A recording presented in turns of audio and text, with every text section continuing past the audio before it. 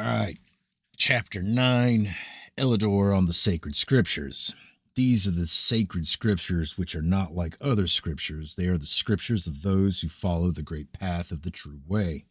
They are not for the mocker, the unbeliever, the man of worldly affairs, or the evildoer.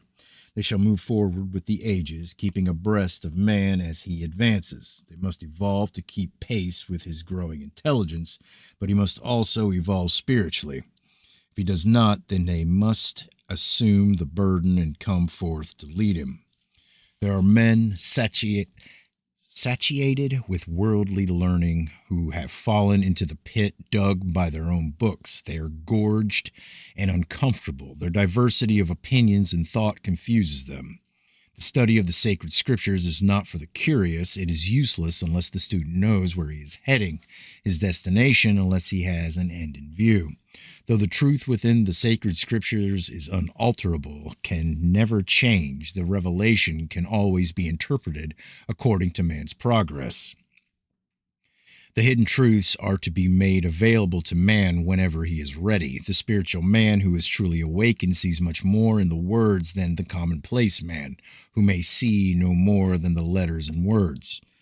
Yet words are a forest in which man can easily lose his way. Fine sentences and a grand manner of expression may just be a lure and a covering for the pit and stake. There are those who talk about spiritual things but do no more than weave a web of words to trap the unwary. To derive benefit from a bottle of physic, the contents must be taken. Merely reading the inscriptions will effect no cure. My disciples, read the sacred scriptures diligently and never abandon your work and studies, for to do so when you are struggling to cross the stream of life shows lack of resolution, and it achieves nothing.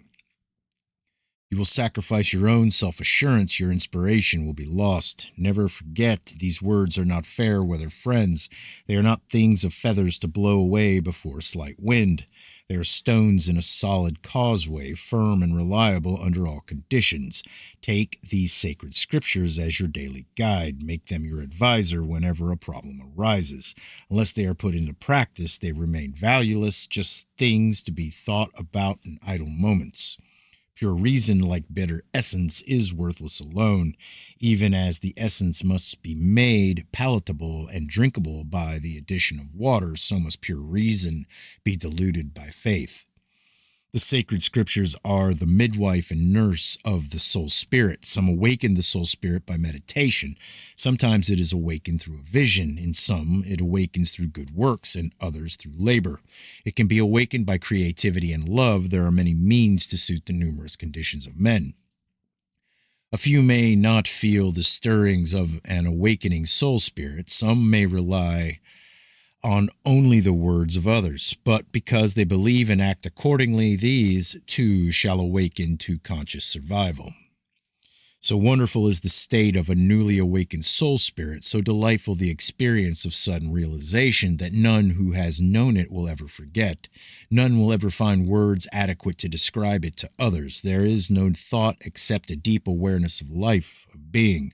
There is a sense of deeper reality than that of ordinary consciousness.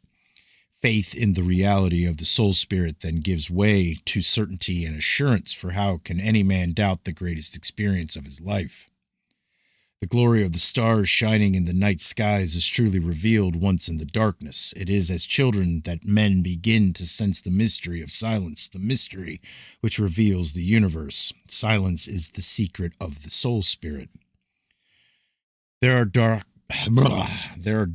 doctrines which tell of soul spirits condemned to everlasting darkness and torment, but this is not so. They are not condemned to suffer forever, for after a long interval they are taken out and recast. They are like misshapen casts of metal which are thrown back into the furnace to mingle and blend together, coming out purified and pliable, ready to be cast into new form. They come back to earth completely unconscious of the past. It is lost to them in the purifying fires of the furnace, and so they start again.